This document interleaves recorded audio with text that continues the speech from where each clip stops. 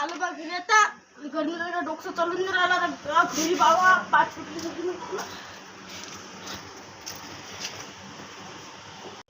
अरे लेका त्या दिवसपासून आपल्याला गाडी भेटू राहिली राजू भाऊ. हा ना. अरे गाडी कोणाची एवढी मस्त मस्त बम आवली आहे. अरे मला चाबी आहे. अरे चला चान्स मारून घेऊ. चला चान्स मारून घेऊ. चला चला बसा बरं. बसा बरं. उतर तू पहिले.